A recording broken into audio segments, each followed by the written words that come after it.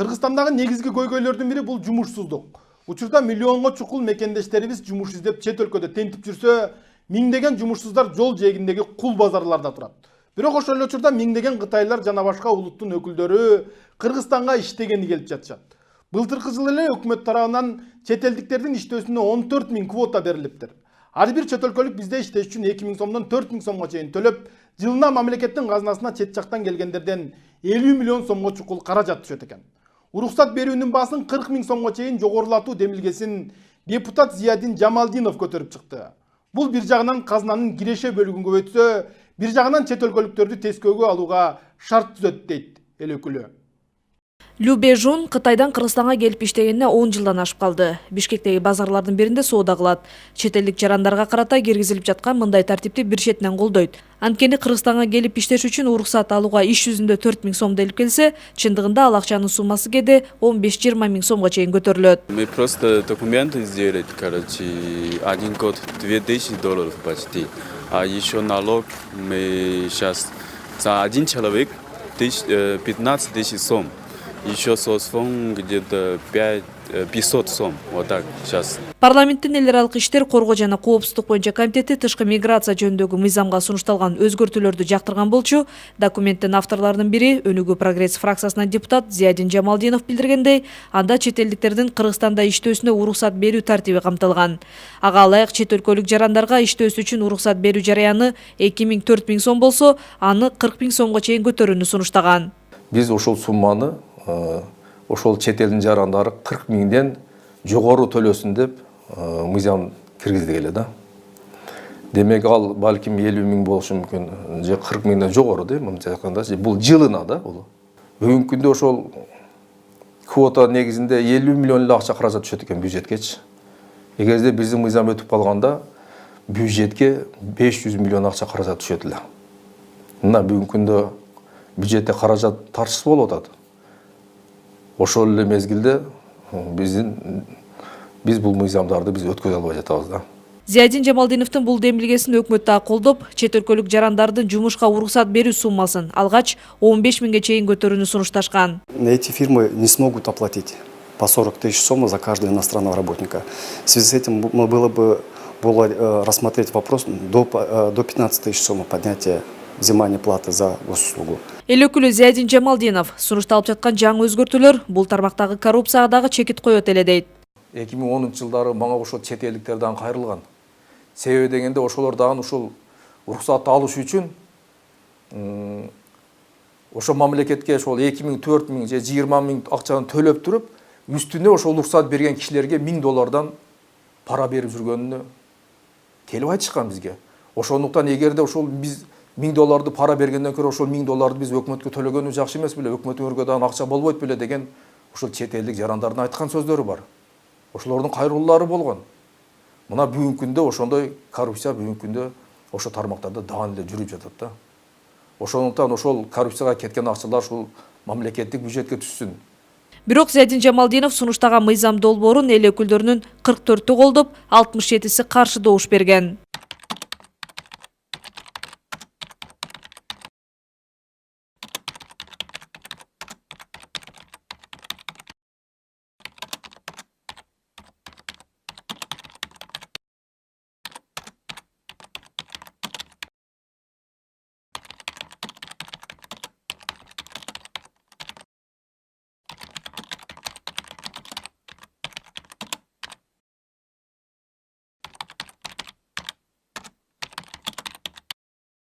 Эгер бул мыйзам долбоору өтүп калганда бюджетке 600 миллион сом каражат түшмөк. Өлкө бюджети тартыш болуп жатканда бийликчил партия КСДПнын депутаттарынын көбү каршы добуш беришкен.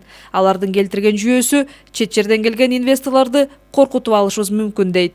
Сырткары монча иштегени үчүн акчаны төлө деген устура эмес болуп калат да. Ошон үчүн ушул жагдайларды эске алып, парламент бул добуш берүүдө бул мыйзам долбоорун четке какты. Мен эмне үчүн каршымын дегенде, бизде ушунчалык эмне чет жактан инвесторлор келип атабы. Бүгүнкү күндө Кыргызстанга келейин дегенде рас. Бизде биринчиден стабилдүүлүк жок. Ызы чуу күнүгө жолго чыгат.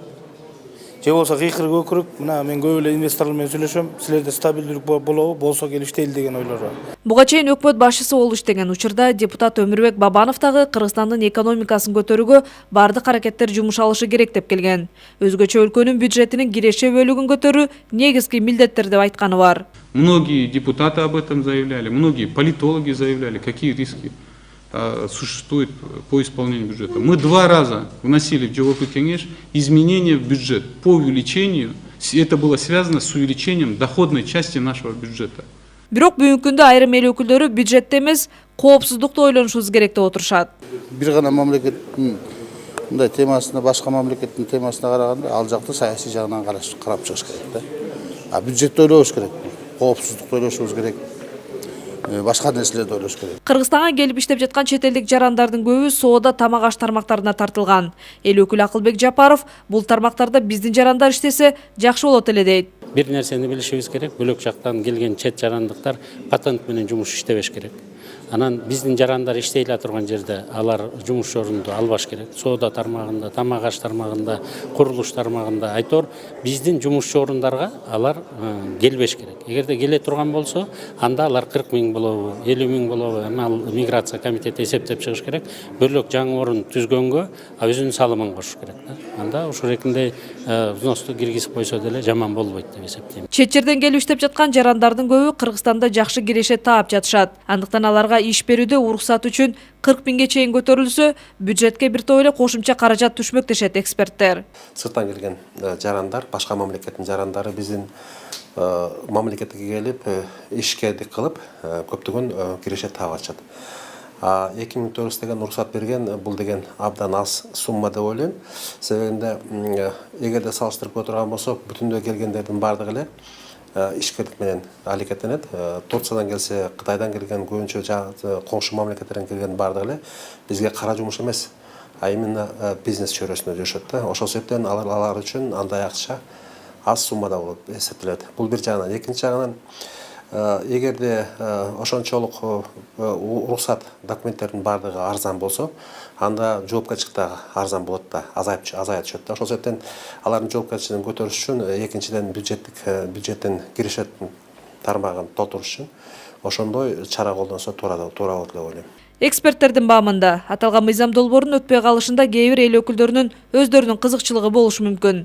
А бирок Зиядин Жамалдинов бул мыйзам долбоорун кайрадан көтөрүп чыгаарын билдирди. Кээ бир депутаттар айтты, неге бул мыйзамды кабыл алсак дейт, биздин Кыргызстанга чет элдиктер келип иштебей калат анда деп. Мен айттым, анда туура. Эгерде алар келип иштебей калса, демек биздин жарандарыбыз ошол Россияга барбастан, башка жака барбастан өз мамлекетинде иштеп калат. Ошолорго иш орду менен камсыз кылабыз. Мамлекеттик каттоо кызматынын акыркы маалыматына ылайык, Кыргызстандагы чет элдик жумушчу күчтөрүнүн 77%-ын кытайлыктар түзөт. Кытай жарандары көбүнчө автожолдордун курулушу, Бишкек жылуулук борборун реконструкциялоо, мунай газ жана алтынды кайра иштетүү тармактарына тартылган. Жалпысынан өкмөт быйылкы жылга чет элдиктерге 15 000 чукул квота бөлгөн. Анын 12 000 жакыны 79 мамлекеттен келген жарандарга берилген. Изач Шугуралиева, Бекжан Камзаев, Сентябрь.